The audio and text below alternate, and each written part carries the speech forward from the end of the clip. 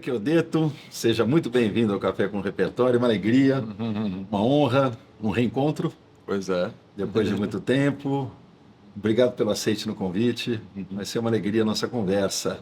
sem dúvida. Te apresentar uma coisa muito difícil, né? Uma pessoa de muitas andanças, de muitos projetos, né? De muitas frentes interessantes, tendo a fotografia como referência, mas de saída um jornalista, mestre pela Escola de Comunicações e Artes da USP, da Universidade de São Paulo. Trabalhou na Folha de São Paulo, no jornal Folha de São Paulo, por 13 anos. Foi. Não só fazendo fotografia, mas escrevendo sobre fotografia Sim. também, né? Professor universitário, curador de exposições. Você brincava que o curador acabou matando o fotógrafo, né? Foi. O que é isso, o curador matar o fotógrafo? Sem remorsos. O que é mais interessante? Pois é, bom, eu comecei com uma carreira como fotógrafo, isso ainda no final dos anos 80, quando eu conheci o Araquém Alcântara, que foi meu primeiro professor. Hoje eu sou editor de boa parte dos livros dele, né? E aí comecei a desenvolver uma carreira como fotógrafo, documental, até entrar no jornal, na Folha de São Paulo, isso em 1991, né? E depois passei. Eu sempre gostei muito de escrever, e aí posso dizer que isso também está um pouco ligado à faculdade de jornalismo, na qual você foi meu grande mentor, professor naquela época. Imagina. As aulas de teoria da comunicação transformaram a minha vida e de muita gente naquele curso. Obrigado. E eu sempre interessado pela escrita, ao mesmo tempo que fotografava. Num dado momento, a escrita começou a tomar um corpo maior e a pesquisa também, né? Então, dentro da própria Folha de São Paulo, eu, de fotógrafo, virei editor de fotografia e dali comecei também a escrever as críticas de fotografia na Ilustrada, no Caderno Cultural da Folha.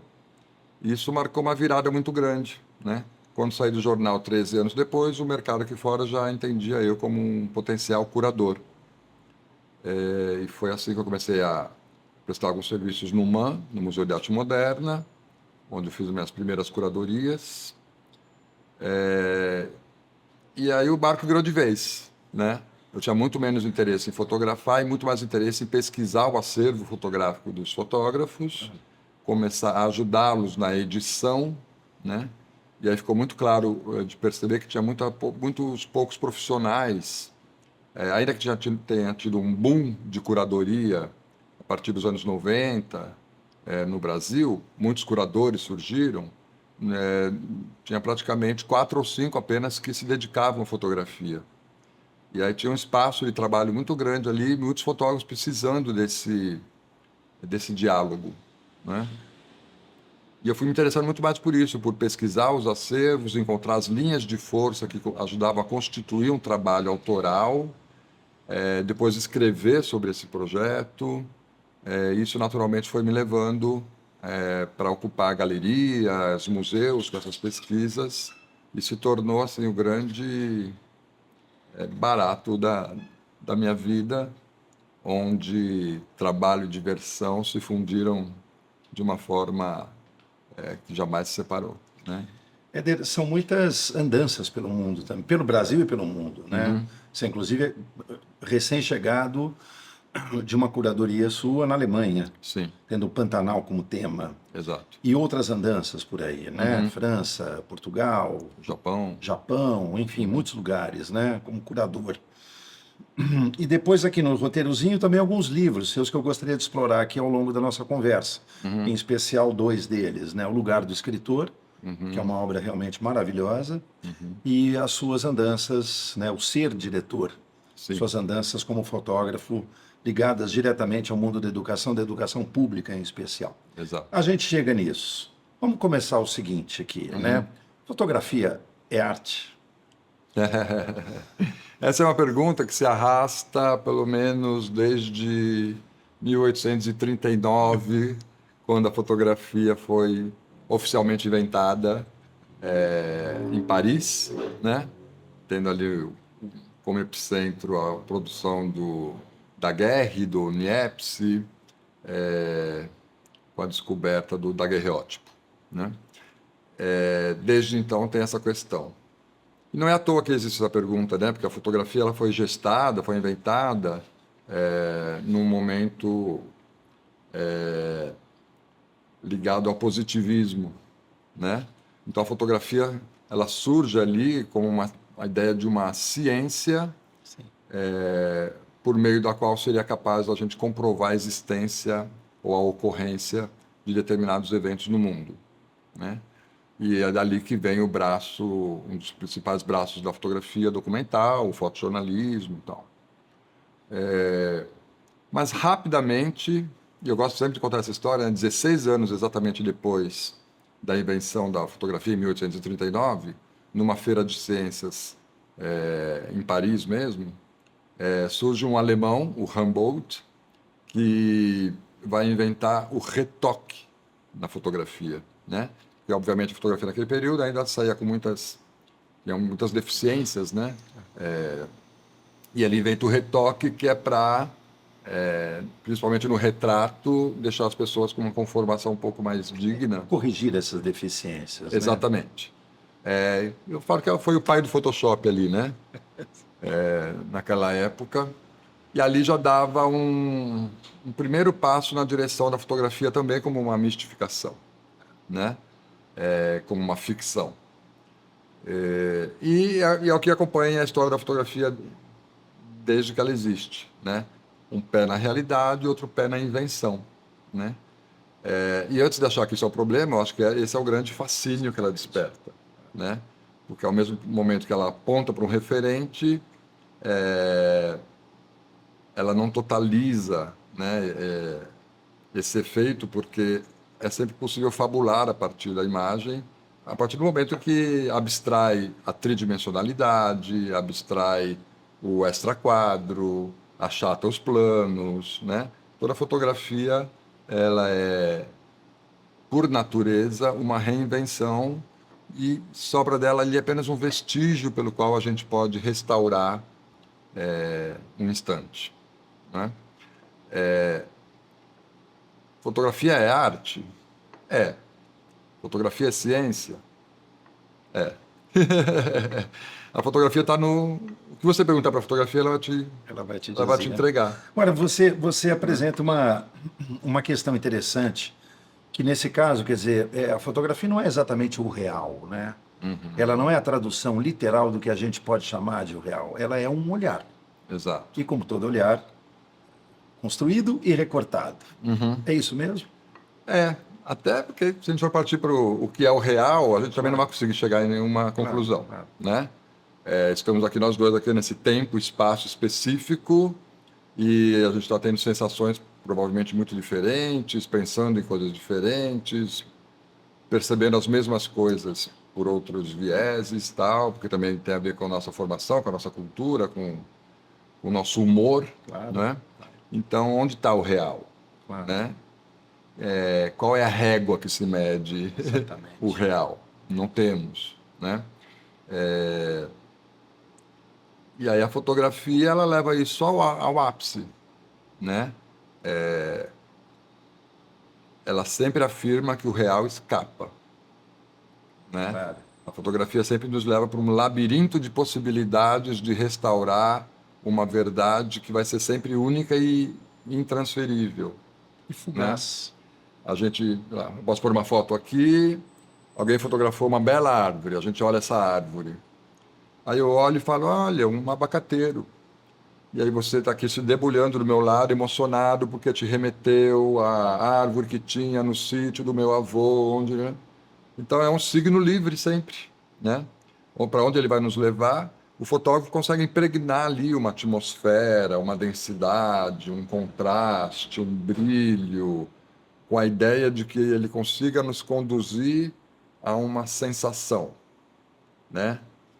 Toda fotografia é uma cápsula que tenta nos capturar por uma atmosfera, por um tempo-espaço indefinido, né? Mas cada um de nós vem de um lugar e vai entrar nessa cápsula e conduzi-la para onde a gente quer, né? Então, assim, a ideia de mesmo a intencionalidade do fotógrafo colocado numa imagem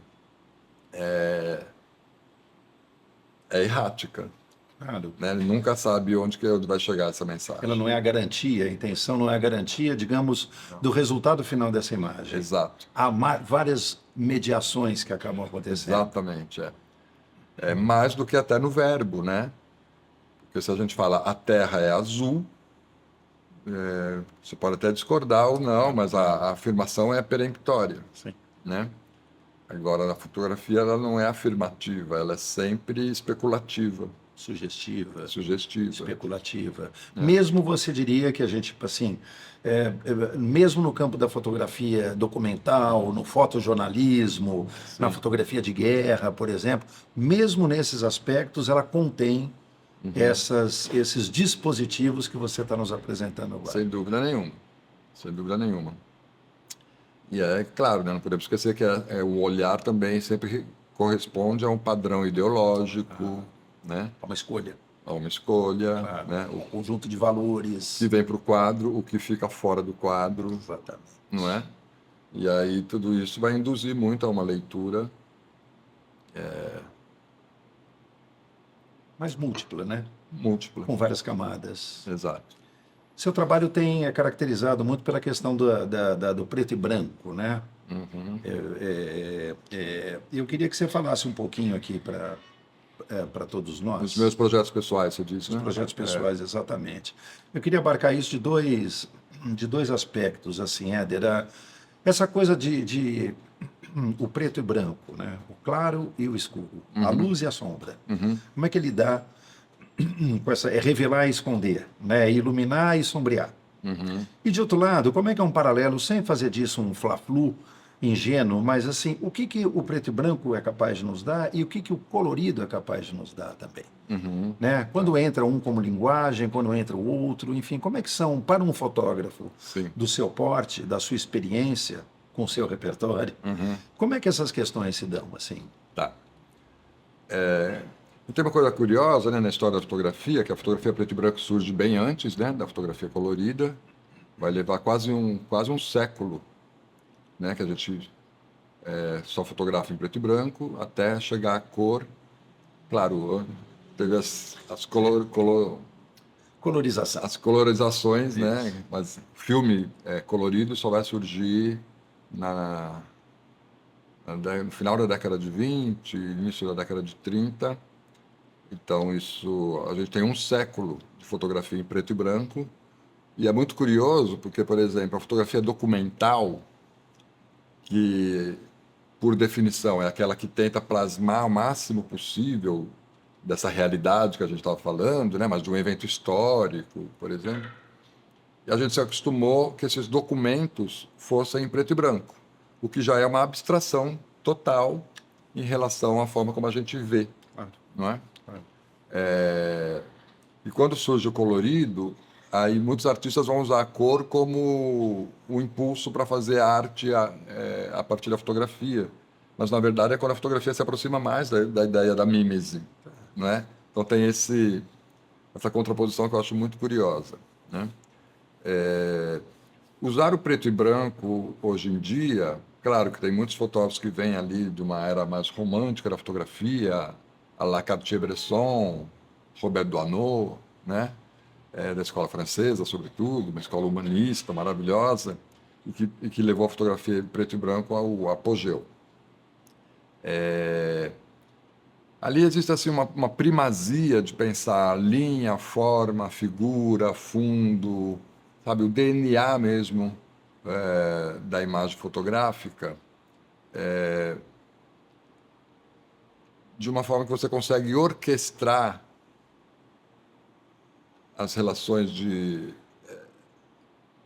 contraste, luz e sombra, etc., de uma forma mais potente, talvez, não é?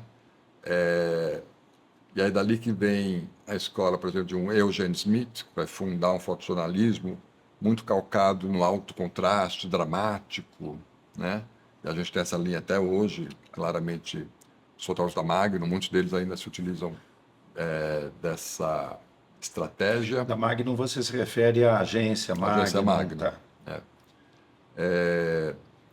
E a fotografia a cor, ela vem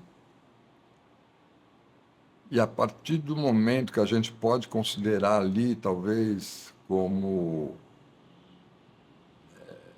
a partir dos anos 80, né, ela vai ganhando corpo, sobretudo na entrada da fotografia no campo das artes visuais, né? O que a partir dos anos 90, quando os fotógrafos alemães fundam, conseguem entrar com a fotografia pela porta da frente das grandes bienais pelo mundo, né? A gente está falando do Rusk, do Struss, da Cândida Hofer, e vários outros fotógrafos que vêm ali da escola de Düsseldorf e tal. A fotografia entra pesadamente com a cor, né? Até anunciando uma nova postura da fotografia em relação a um certo romantismo que tinha com a fotografia em preto e branco, né? Vem uma fotografia muito mais... primeiro que vem em grande escala, é a fotografia que vai plasmar um pouco da ideia do muralismo, né? Ela vem com um viés bastante científico de uma reprodução mimética, né? E justamente passa a ser a ideia não mais da fotografia em preto e branco, que você faz uma alegoria daquele tempo e espaço para lançá-lo um tempo adiante, né? Mas que é uma imagem fabular, sobretudo. A fotografia a cor, quando vem nesse lugar, e curiosamente é a fotografia que consegue furar o cerco das artes plásticas, entrar pela porta da frente das bienais, como eu falei, é uma fotografia que ela tem o objetivo limítrofe dela, parece que é literalmente transportar o lugar, um tempo e espaço, uma paisagem, para outro lugar, né? É quase como se recortasse a paisagem em si e levasse para dentro de uma galeria, para dentro de uma bienal, né? Então a fotografia cor, ela surge inesperadamente, para mim, pelo menos, mas para muitos historiadores, não pensando a linguagem como arte, mas como mímese, né? E aí a fotografia cor, nesse sentido, vai funcionar muito fortemente. O fato de você escolher nos seus trabalhos mais pessoais o preto e branco, o que você busca nisso exatamente? Vamos pegar aqui um caso para ilustrar o seu livro que, enfim, ganhou menção honrosa no Prêmio Jabuti Sim. em 2002, se não me falha a memória, né? Que é a editora Kozak Naif, a belíssima editora, Exato. editou um trabalho primoroso chamado Lugar do Escritor.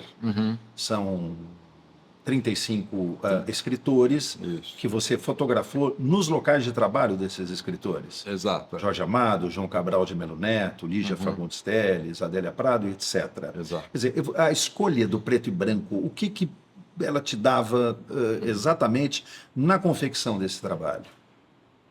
Bom, hoje eu oriento muito o trabalho de vários fotógrafos, né, que me procuram e tal. Então é sempre assim, você começar a criar um campo conceitual que vai delimitar e dar as bases desse trabalho, né? Com o Lugar do Escritor, que eu comecei em 97, fotografando inicialmente, era para uma edição especial do Caderno Mais, da Folha de São Paulo. E aí comecei a fotografar, e assim, a minha vontade já era essa de fotografar os escritores, só escritores de ficção, né? No lugar onde eles escreviam.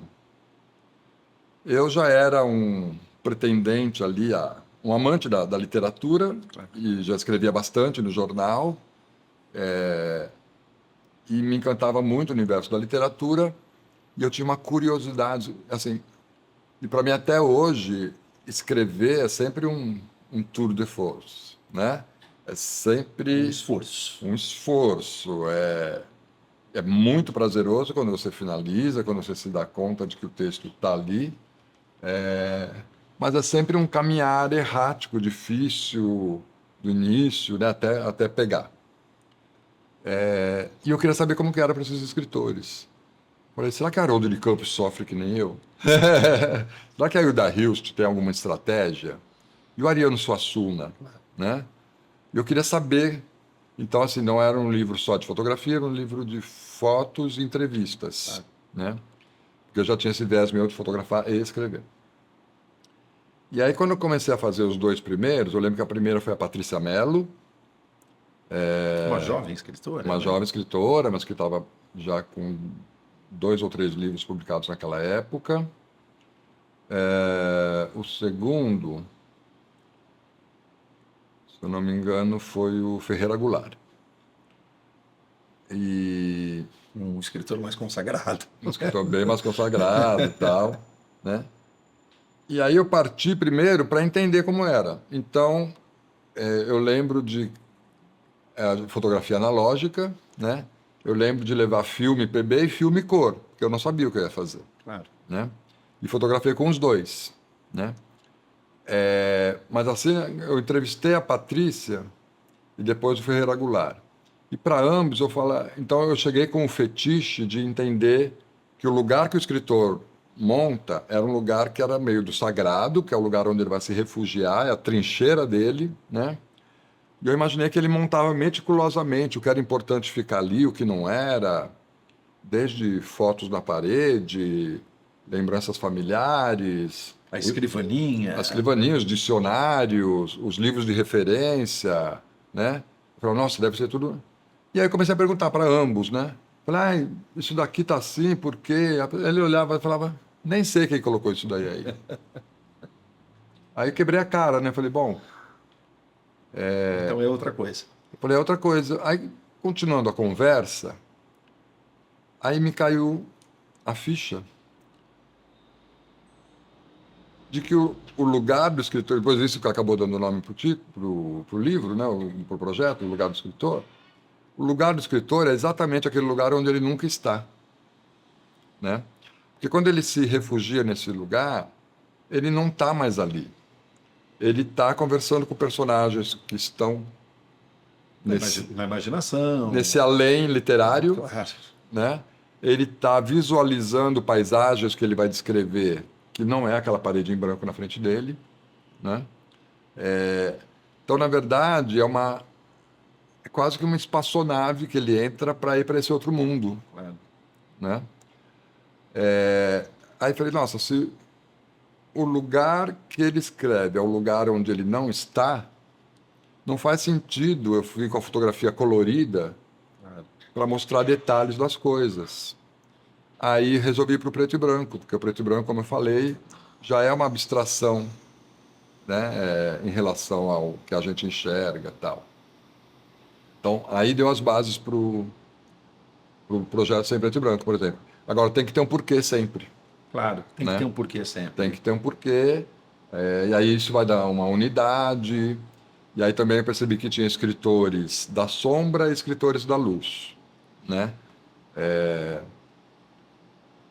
O Ariano Suassuna mesmo, por exemplo, né? Ou o Jorge Amado. Ambos escreviam andando pela casa, na grande mesa que eles tinham na sala de jantar, onde estava ali, entrava o vizinho, as crianças correndo, galinha, cachorro. Na casa dos dois era muito parecido, uma em Recife e uma em Salvador, né? E eles ali escrevendo naturalmente, com tudo isso acontecendo, né? Outros, como Paulo Lins, por exemplo, do Cidade de Deus, né? Ele não conseguia escrever com nenhum barulho, né? Então ele dormia durante o dia e ficava produzindo de madrugada, quando a cidade estava silenciosa, nenhum telefone tocava, não punha música de jeito nenhum, que ele precisava de um outro jeito. E era um escritor da sombra, Claro. não é? Assim como o Luiz Fernando Veríssimo também, que se fechava ali no escritório que foi do pai dele, né? Mas é um porão da casa, muito escuro, ele fechava tudo, assim, ficava só com umas luzinhas de abajur, né? Então isso também foi dando uma certa dramaticidade no preto e branco que me interessava muito. 35 escritores você Foi entrevistou. 36, exatamente. 36. Entrevistou e fotografou. Exato. Né? Ija Fagundes Telles, Hilda Hilst, Raquel de Queiroz, Raquel. João Cabral de Melo Neto, Foi. Ariano, tantos outros. Nelly né? da Pignon. Nelly da Pignon. Mas interessante, Ade, você coloca um pouco.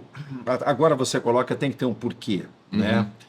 Um pouco atrás você falava, a fotografia precisa de uma base conceitual. Isso engata uma pergunta, que é uma pergunta um pouco que dá o tom do programa aqui que nos recebe. Repertório é importante para a fotografia?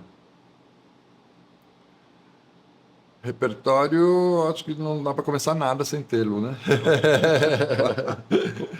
Essa é a diferença, eu acho, entre um fotógrafo amador e um fotógrafo que quer utilizar a fotografia como uma linguagem de expressão genuína, né? A diferença é que você colocaria exatamente nessa base conceitual que a gente Exatamente, pode chamar de um repertório. Que é ter repertório e, mais do que isso, saber o que fazer com ele, Exatamente. né? Para onde direcionar as suas ações a partir disso, né? E o grande parte do meu trabalho hoje em dia é fazendo curadoria, orientando o trabalho de muitos fotógrafos, que eu adoro fazer isso, é justamente buscando referências, que seria o repertório, que podem dar uma certa musculatura, né, para as ações desse fotógrafo pesquisador, vamos dizer assim, né? E aí entender como dentro daquilo ele consegue colocar o seu discurso, a sua poética, a sua ideologia e por aí vai. Os seus valores. Seus E valores. construir o seu olhar, né? No Exatamente. final, construir o seu olhar. É. Então, essa base conceitual, esses porquês, essas intencionalidades justificadas, né, com essa ideia, às vezes, um pouco muito solta de uma espontaneidade, né? Mas, enfim, essas intencionalidades justificadas, a construção desse repertório passa a ser determinante. Exatamente, é. É porque a gente vive, né, Jair? E você deu o pontapé inicial para a gente lá atrás, falando de Baudrillard, Ciro Marcondes, né? Nunca esqueço a sua análise da foto da capa da Veja, do Cazuza. Sim. Foi uma das aulas mais transformadoras da minha vida, assim.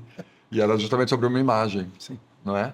Foi uma leitura muito perspicaz. E é um pouco disso que eu tento trazer hoje em dia, né? Porque a gente vive nessa imagerie, não é? Exatamente. Então, por exemplo, o domínio hoje de fotografias bonitas, fotografias bem feitas, que dão muito like, é domínio do amador, Exatamente. né? E as pessoas falam, agora qualquer um é fotógrafo, democratizou, qualquer usa o filtrinho ali para dar um efeito e fica uau, né? Eu falo, sim, isso é maravilhoso. Num certo sentido. É maravilhoso num certo sentido, democratizar não é ruim, né? As pessoas começarem a ter recursos para fazer uma foto que elas acham esteticamente mais agradável, é legal. Agora, é legal sobretudo porque obriga a nós, que queremos fazer da fotografia uma linguagem expressiva, isso empurra a gente para frente, né? Porque não é mais para a gente ficar naquele lugar cômodo, né? Então agora a gente tem que criar estratégias. A gente já não conta mais histórias com uma ou duas fotos, você tem que pensar um ensaio fotográfico, né? E no ensaio fotográfico você tem várias questões ali para alinhar, né? A narrativa, a estética, o conceito, o discurso, etc. e tal. E isso impulsiona a linguagem para frente, né? Então, não tenho dúvida nenhuma que essa geração que surge a partir de uns 20 a 30 anos para cá, e que realmente se aplicou, não é que fotografa melhor do que as gerações anteriores, isso não. Mas tem que pensar muito mais para fazer com que o trabalho funcione do que antes. Interessante. Você coloca isso como um desafio Sem dúvida nenhuma. a ser superado. Essa fala sua, Éder, ela abre dois, eu acho que entre vários outros, dois caminhos possíveis da gente pensar. Você cita esse conceito, né, que a gente usou muito lá atrás e que ele de alguma maneira se multiplicou, que é o conceito de imagerie. Quer dizer, vivemos uma espécie de inflação de imagens no mundo de hoje, né? Há quem diga que, inclusive, vivemos uma sociedade das imagens, sociedade do espetáculo. Sim. Não são poucos os pensadores que se debruçam sobre o nosso mundo, destacando esse aspecto das sociedades contemporâneas. Quer dizer, para um fotógrafo cuidadoso, que busca, como é o seu caso, do seu trabalho de curadoria, né? O curador, ele é um ourives, na verdade. Né? Ele é um ourives, né? Um trabalho mais pausado, que busca, quer dizer, como é que é nessa profusão de imagens, essa inflação de imagens, esse excesso de imagens, poder buscar coisas significativas, coisas que tenham algum sentido, coisas que demandem uma certa possibilidade de ritualização da vida. Eu diz isso quando eu vou pesquisar o acervo de um fotógrafo, por exemplo, né? Ou mesmo como um fotógrafo ou curador que pensa o lugar de uma imagem mais expressiva ou mais consistente nessa profusão imagética do mundo de hoje. Então, como eu falei, você olhar a partir de trabalhos únicos, de uma fotografia única, a gente não chega muito mais a lugar nenhum, né? Hoje em dia, a produção de um fotógrafo é medida muito pela forma como ele consegue criar ensaios de longo termo, que a gente chama, né? E ali conseguir uma certa contundência, porque é ali que ele vai conseguir, como se ele estivesse fazendo um longa-metragem, né? É ali que ele vai conseguir alinhar muitos parâmetros para contar uma história de uma forma mais contundente. Então, por exemplo, muitos fotógrafos me procuram para auxiliá-los na edição de um determinado trabalho, ou às vezes do acervo todo, né? Porque tem essa coisa que eu falo que é buscar, dentro de um oceano de imagens, encontrar o que eu chamo de linhas de força, que serão certas correntezas que vão se criando nesse oceano, né? E essa linha de força é o quê? É onde o fotógrafo reincide determinadas questões, sejam estéticas, ideológicas, temáticas, e aí você consegue puxar o fio autoral, tirando aquele monte de imagens, né, que ele produziu, que é um apêndice àquilo, mas não necessariamente ajudam a constituir essa narrativa, né? Porque eu sempre falo, existe o fotógrafo com a vontade de contar essa história. E existe, então, a relação dele com a linguagem, que vai gerar essas imagens. A questão é o quanto esse desejo de representar algo está espelhado no que ele conseguiu no seu embate com a linguagem. O trabalho do curador, muitas vezes, é tentar reduzir esse fosso, né? Porque muitas vezes o fotógrafo pega um atalho, se interessa por outra coisa e vai produzindo e se perde um pouco nisso, até voltar para o eixo, né? Agora, a minha função também é tentar estreitar esse fosso entre o desejo de representar e a representação em si, porém sabendo que elas nunca vão se colar. Porque entre o desejo e a representação é um espelho que nunca é perfeito, né? Sim. E eu digo que esse espaço da imperfeição é o espaço onde nós, espectadores, entramos para dar sentido. Interessante. A leitura, então, da fotografia do espectador ainda é uma terceira camada. Exatamente. Dessa história. Ainda uma outra apreensão desse trabalho. Tanto que é muito comum, às vezes eu termino de editar um trabalho para o fotógrafo, né, o trabalho dele, para ele, né? E ele se surpreende com o resultado, né? Falo, nossa, mas estava aqui o tempo todo e eu não tinha visto dessa forma, né? E aí esse trabalho vai para uma exposição, por exemplo, ou vira um fotolivro, né? E aí outras pessoas começam a olhar e a falar, nossa, eu vi tua exposição e me tocou desse jeito. Então é tudo essa fresta que fica entre a representação e o ideal do fotógrafo, que é o espaço da poética, que é o espaço do encontro, que é o espaço do diálogo. Da arte, né? É o espaço da arte. É o espaço da arte. Exatamente. Né? Exatamente. Que bacana isso, que bonita essa reflexão, Éder. E isso me engata numa outra questão, que é o seguinte, que é claro que para você talvez a resposta seja um pouco óbvia da minha pergunta, mas mesmo assim interessante fazê-la, né? Fotografia é capaz, então, de gerar reflexão, ela é capaz de traduzir um pensamento sobre o mundo, ela é capaz de nos ajudar a desenhar campos conceituais que nos permitem uma observação mais refinada sobre o mundo, né? Eu não tenho a menor dúvida. E é só por ter essa certeza que a minha vida se voltou totalmente a pensar a fotografia, a entrar nas tramas da construção de uma imagem. Né? Ela não é da ordem do instantâneo, né? Ela é da ordem da possibilidade de reflexão. Então, só para citar um exemplo de como a fotografia pode ser transformadora nesse sentido e causar reflexão e te levar realmente a novas plataformas por onde a gente vai pensar o mundo, ou a existência nesse caso, né? Eu fiz há pouco tempo uma exposição que era um grande sonho meu, que era uma grande individual da Cláudia Andujar, para mim, uma das principais artistas de toda a história a se utilizar da fotografia e a conseguir resultados incríveis, assim. E a Cláudia tem uma grande parte da produção dela dedicada aos Yanomami. E aí ela começa a fotografar, por exemplo, os rituais xamânicos, né? E a levar a fotografia numa potência de captura de uma abstração, de conseguir fotografar o sonho xamânico, que é o transe que eles têm quando inalam o pó da Yokohana, né? Que é um pó alucinógeno, né? E eles têm as visões, que a Cláudia chama de sonhos, e eles relatam esses sonhos para os pajés, e isso vai fazendo uma leitura sobre os futuros ali da aldeia, etc., né? A Cláudia conseguiu fazer com que a fotografia se tornasse uma grande vertigem para dar conta de representar esse universo onírico, né? E esse trabalho dela especificamente chega para mim num momento que eu estou muito pensando sobre a existência, as nossas questões filosóficas mais prementes, de onde viemos, para onde vamos, o que é viver, existir, morrer, se há vida além da morte, essas questões todas. Esse trabalho me deu chaves para me libertar dessas apreensões, sabe?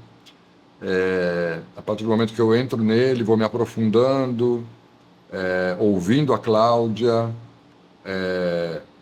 ouvindo os pares dela, como o Davi Kopenawa, o Ailton Krenak, e aí tudo isso foi me levando para uma nova percepção do que é existir, né? Mas está tudo ali dentro encapsulado nesse trabalho fotográfico da Cláudia. E assim como ela, sei lá, outros, né? Alair Gomes com a questão da sexualidade, Mário Cravo Neto, Eustáquio Neves com a questão da herança escrava, herança escravagista, Miguel Rio Branco me afeta de muitas formas, e, assim, aí não tem Rosângela Renault, que é outra Então, artista. Éder, você traz essa questão, depois a gente volta à coisa dos Yanomamis, porque, enfim, um dos livros que recentemente fez muito sucesso é A Queda do Céu, do Davi Kopenhauer, e recentemente Ailton Krenak acaba sendo escolhido membro da Academia Brasileira de Sim. Letras, né? E tenho visto com alguma regularidade esse grande cientista brasileiro, Siddhartha Ribeiro, falar sobre uma questão que está no Davi Kopenhauer e que tem tudo a ver com essa questão que você nos traz, que é uma espécie de achatamento da capacidade de sonhar Exato. que o mundo de hoje nos apresenta. Exato. Mas antes da gente ir nessa vertente, você desfilou alguns nomes e falávamos isso em off.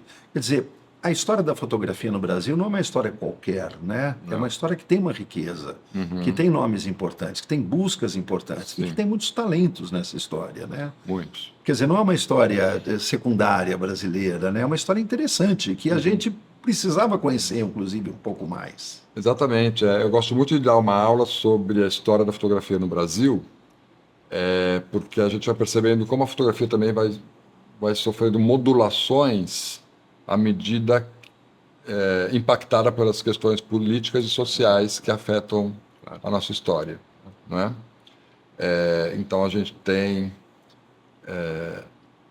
uma fotografia que vem do século XIX até metade do século passado, num certo comportamento, até a década de 40, um comportamento, digamos assim, mais trivial, né? E a partir de um determinado momento, ela começa a entrar mais incisivamente em diálogo com as artes plásticas, que vai implodir no que a gente chama da fotografia modernista brasileira, que é o modernismo tardio em relação à Europa. E isso também vai trazer alguns ingredientes bem interessantes. Mas daí emenda com o período da ditadura militar, essa fotografia experimental, mais no campo das artes plásticas, praticamente desaparece, como se a fotografia tivesse sido convocada de novo ao seu papel de testemunho ocular da história, não é? E aí que a gente vai ter o crescimento do fotojornalismo no Brasil, quando os textos eram censurados nos jornais, os censores burros que eram, não conseguiam ter inteligência para perceber a ironia nas imagens. Então, vem fotografias, né, o tapete voador, do Humberto, que eu posso o sobrenome agora, lá de Brasília, que é uma fotografia incrível, dos militares nos anos 70, cumprimentando o Geisel, ele corta a cabeça de todos os militares, assim. Então, fotografias desses, né, passavam pela censura e não percebiam. Ou Jânio Quadros com os pés trocados, né? Fotos clássicas assim. E aí a gente tem no pós-ditadura uma fotografia que vai voltar para tentar buscar a essência das nossas raízes identitárias, né? Então é o momento que os fotógrafos vão para o sertão do Brasil, vão para os quilombos, para as aldeias indígenas. É quando Miguel Rio Branco vai fazer um grande trabalho no Pelourinho, quando Cláudio Andujar está com os Yanomamis, Mário Cravo Neto fotografando também Salvador do ponto de vista da diáspora, Os povos africanos. dos né? povos africanos, exatamente. E esses três artistas vão criar como um tripé que vai iluminar muito as novas gerações que vão surgindo até agora há pouco, né? Então é muito interessante a gente perceber como a fotografia brasileira ela vai respondendo ao seu tempo, o tempo todo, né? E essa ida entre a fotografia documental ou a fotografia de caráter mais metalinguístico, artístico, também vão sendo muito de acordo com o tempo, né? Que a gente está vivendo, né? Então dá para dizer sim que a fotografia brasileira é um lugar de pensamento sobre os caminhos e descaminhos da sociedade brasileira, sem dúvida nenhuma. Às vezes eu tenho a impressão que uma grande parte da produção artística brasileira, no geral, na literatura, na música, no cinema, na fotografia, como você está nos trazendo, nas artes plásticas, na própria dança, muitas vezes essa produção cultural rica, diversa, interessante, criativa, instigante, me parece que muitas vezes há por trás uma pergunta eternamente em aberto. Afinal de contas, o que é esse país? E cada uma dessas manifestações, desses momentos, escolhe uma forma de poder responder a esse enigma permanente, como dizia o Machado de Assis, que é o Brasil. E a fotografia não foge disso, pelo que você está trazendo. Ao contrário, ela é parte integrante desse diálogo e dessa conversa. Para a gente baixar os trens de pouso, conversávamos aqui também em off, você apresentou um ponto de vista muito interessante, muito poético, como em geral tudo que se refere a você, né? Se me permite o elogio, e tudo que se refere ao seu trabalho, que as observações que você fez sobre dois grandes mestres da história da fotografia, por acaso dois franceses, né? Cartier-Bresson e o Robert Doisneau, né? E você dizia, olha, são mestres, mas é alguma coisa que desapareceu. Há uma certa espontaneidade das calçadas que a gente perdeu. Como é isso exatamente assim? O que eles tinham, a força desses dois grandes fotógrafos? E o que a gente perdeu disso que eles foram capazes de captar? Sim. Bom, o próprio Doisneau, ele tem um determinado momento da vida dele que ele resolve parar de fotografar, né? Quando ele é entrevistado sobre isso, ele fala, eu parei porque o mundo perdeu a ingenuidade. Que coisa linda isso. Né? Não há mais uma certa ingenuidade. Porque, veja bem, Cartier-Bresson é um dos primeiros fotógrafos que vão para a rua com uma câmera. Ele começa a fotografar na década de 30, quando tinha acabado de ser inventada a primeira Leica, que é a primeira câmera portátil. Antes disso, tinha que levar aquele caixote, etc. e tal. Então, com essa câmera portátil, ele consegue ir para a rua fotografar num momento em que ninguém sabia o que era ser fotografado desse jeito.